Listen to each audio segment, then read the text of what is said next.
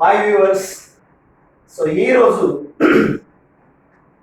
రెండు చాప్టర్స్ని, ఆ చాప్టర్స్లో ఉన్నటువంటి సిలబస్ని గ్రూప్ 2 ఎకానమీలో ఎక్కువ స్కోర్ చేయడానికి అవసరమైన సన్నద్ధతని తెలియపరిచేందుకు నేను ముందుకు వచ్చాను. So I think you all know this is Eshwar. You are watching Eshwar's economy. Let's start our syllabus analysis. So Indian ఎకానమీలో మూడవ చాప్టర్గా రిసోర్స్ అండ్ డెవలప్మెంట్, వనరులు అభివృద్ధి అనేటువంటి అంశాన్ని ఇవ్వడం జరిగింది. సో దాని గురించి, అలాగే 4th చాప్టర్ కింద money and banking, public finance, ద్రవ్యము, బ్యాంకింగ్ మరియు ప్రభుత్వ విత్తము అనేటువంటి టాపిక్ గురించి మనం అధ్యయనం చేద్దాం.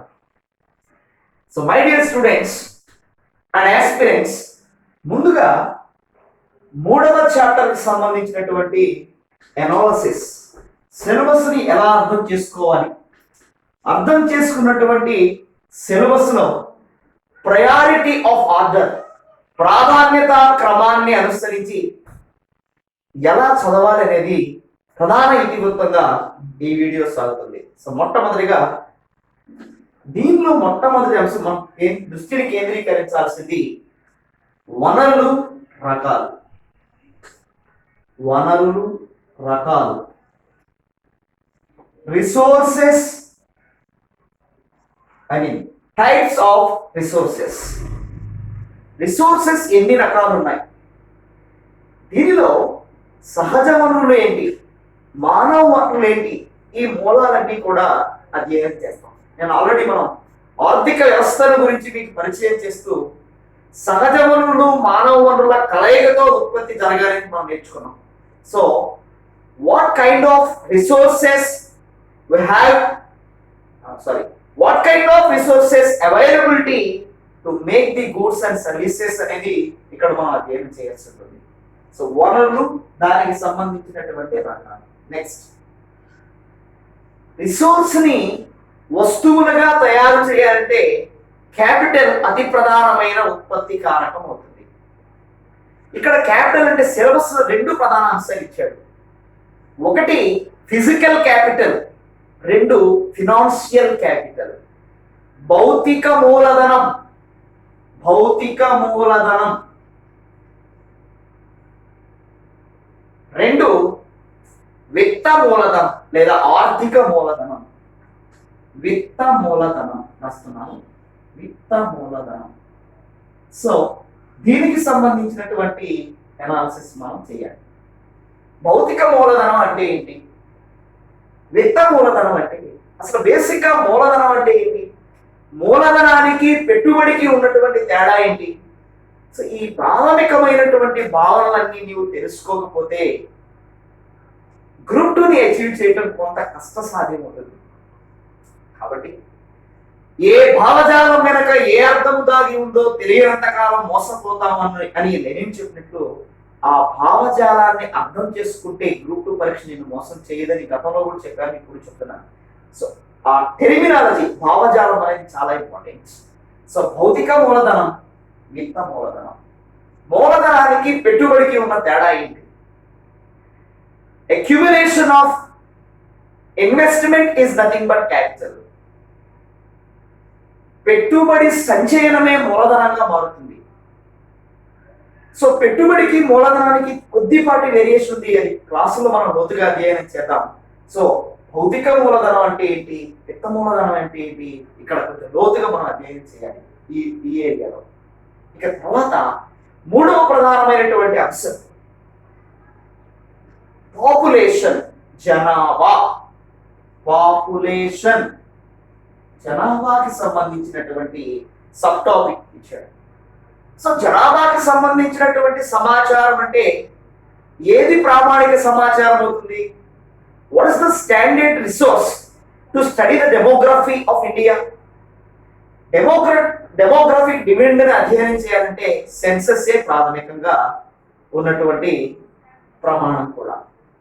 The primary standard is to to understand the demographical dividend in India, the best source is nothing but census. So ఏ సెన్సెస్ అందుబాటులో ఉంది? 2011 సెన్సెస్ మనకు బాగా అందుబాటులో ఉంది. కాబట్టి 2011 సెన్సెస్ ఆధారంగా జనాభాకి సంబంధించినటువంటి గణాంకాలని సగటు అభ్యర్థి ఇక్కడ గుర్తుంచుకోవాల్సినటువంటి అవసరత ఉన్నది, గమనించండి. కాబట్టి సో పాపులేషన్ సంబంధించినటువంటి సెన్సెస్ కు సంబంధించిన సమాచారాన్ని అధ్యయనం చేస్తూ what is the size of population in India, భారతదేశంలో జనాభా పరిమాణము ఎలా ఉంది, what is the composition of India, జనాభా యొక్క కూర్పు ఎలా ఉంది, ఏ రాష్ట్రాల్లో పొజిషన్ ఎలా ఉంది, స్త్రీల నిష్పత్తి ఎలా ఉంది, పురుషుల నిష్పత్తి ఎలా ఉంది, స్త్రీ పురుషుల నిష్పత్తి ఎలా ఉంది, అలాగే శిశు మరణాల రేటు ఎలా ఉంది, ప్రసూతి మరణాల రేటు ఎలా ఉంది, అక్షరాస్యత శాతం ఎలా ఉంది, నిరక్షరాస్యత శాతం ఎలా ఉంది. All kinds of composition we have to study here. ఇక్కడ మనం గుర్తుంచుకోవాల్సినటువంటి అంశాలు. కాబట్టి జనాభాకు సంబంధించినటువంటి పరిమాణము, సైజ్, కంపోజిషన్, కూర్పు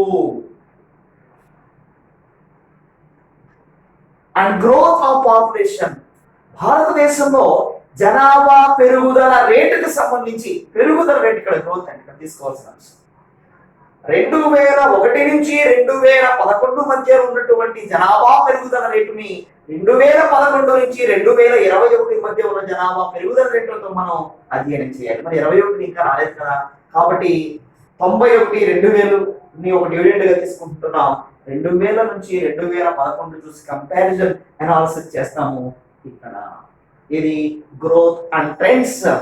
గ్రోత్ అండ్ ట్రెండ్స్, గ్రోత్ అంటే ఇక్కడ జనాభా పెరుగుదల రేటు, అలాగే ఆ పెరుగుదల యొక్క సీక్వెన్స్ ని అధ్యయనం చేస్తూ దాని యొక్క ట్రెండ్స్ ఎలా ఉన్నాయి, నిరంతరంగా పెరుగుతుందా, నిరంతరంగా తగ్గుతుందా, తగ్గుతూ పెరుగుతుందా, పెరుగుతూ తగ్గుతుందా, దిస్ ఇస్ కాల్డ్ ట్రెండ్. ఆ ట్రెండ్ ని మనం అధ్యయనం చేయాలి. కాబట్టి ధోరణి అంటాం తెలుగులో, దీనిని మనం అధ్యయనం చేయవలసి ఉంటుంది. మూడవ సబ్ టాపిక్ అంటే ఓవరాల్ గా థర్డ్ సబ్ టాపిక్ అనేది కొంత దత్తాంశాన్ని స్మృతిలోకి తీసుకోవలసినటువంటి సందర్భం అన్నమాట, డేటాని గుర్తుంచుకోవలసినటువంటి సందర్భం అన్నమాట. ఎస్, సో ఈ 3 అంశాలు మనం దృష్టిలో పెట్టుకోవాలి. ఇక దీనిలో 4వ అంశం ఏంటి ఈ చాప్టర్ లో అంటే occupational distribution of work force. 4వ అంశంగా ఇచ్చినటువంటిది ఆక్యుపేషనల్ డిస్ట్రిబ్యూషన్. ఆక్యుపేషనల్ డిస్ట్రిబ్యూషన్ అంటే భారతదేశంలో ఉన్నటువంటి శ్రమ శక్తి, వర్క్ ఫోర్స్, శ్రమ శక్తి. శ్రమ శక్తి ఏంటి? శ్రమ శక్తి అంటే జనాభా వేరు, శ్రమ శక్తి వేరు, మానవ వనరులు వేరు. Population is differs from work force, work force is differs from human resources. So శ్రమ శక్తి అంటే వస్తువులను ఉత్పత్తి చేయడానికి అవసరమైనటువంటి దేహ దారుఢ్యాన్ని కలిగి ఉన్నటువంటి వయోపరిమితితో కూడుకున్న అంశం. అంటే వస్తువులను ఉత్పత్తి చేయడానికి శక్తి అవసరం, ఆ శక్తి కలిగినటువంటి వారు అని అర్థం. శ్రమ శక్తి అంటే సాధారణంగా 15 సంవత్సరాల వయసు నుంచి 59వ సంవత్సరాల వయసు వరకు ఒక వర్గీకరణ ఉన్నది. మీరు 10th క్లాస్ స్టాండర్డ్ దగ్గర నుంచి దీని మీద అనాలిసిస్ చేసుకోవచ్చు.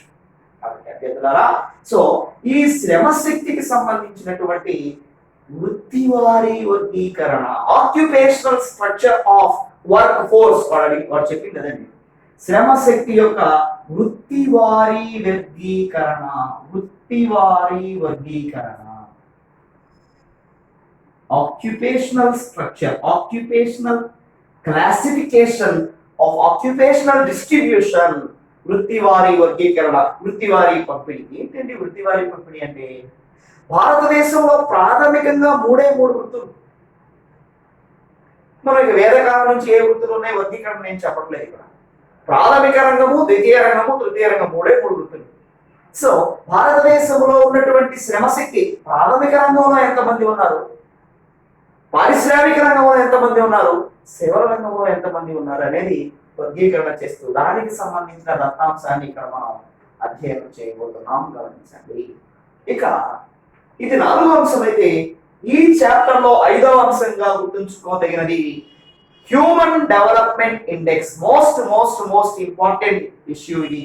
ఈ అంశాన్ని స్పృశించకుండా ఏ క్వశ్చన్ పేపర్ ఇప్పటి వరకు లేదు, గమనించండి. 2008 నుంచి 2019 వరకు 5 ప్రశ్నాపత్రాలను పరిశీలిస్తే మానవాభివృద్ధి సూచిక సంబంధించి కానీ మానవాభివృద్ధికి సంబంధించి కానీ ప్రశ్న ఇవ్వకుండా ఇప్పటి వరకు ఏ ప్రశ్నాపత్రం మనకి గోచరించదు. కనుక human development index as the measure of development అని ఇచ్చాడండి. అంటే అభివృద్ధిని కొలవడంలో మానవాభివృద్ధి సూచిక యొక్క పాత్ర ఏంటి అంటే అభివృద్ధి కొలమానముగా మానవాభివృద్ధి సూచిక యొక్క ప్రాధాన్యత. మానవాభివృద్ధి సూచిక, మానవాభివృద్ధి సూచిక, హ్యూమన్ డెవలప్మెంట్ ఇండెక్స్ 2008 నుంచి మొదలుకొని 2019 వరకు ప్రతి గ్రూప్ 2లో కనీసం 2 ప్రశ్నలు అదనంగా మరొక ప్రశ్న సందర్భాన్ని అనుసరించి ఇవ్వడం జరిగింది. మానవాభివృద్ధి సూచిక సంబంధించి ఎన్ని ప్రశ్నలు ప్రతి పేపర్లో మనకు కనిపిస్తాయి. 2019లో మాత్రం భిన్నంగా ప్రశ్న అడిగాడు.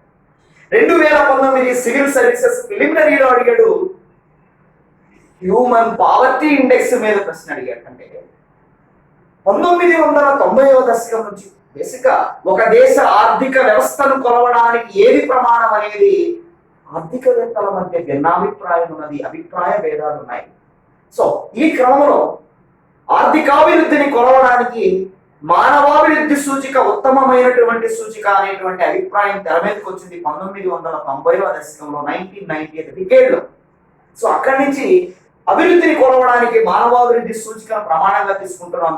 So United Nations development UNDP వాళ్ళు డెవలప్మెంట్ ప్రోగ్రామ్ వాళ్ళు మానవాభివృద్ధి నివేదికను తయారు చేస్తున్నారు. Human development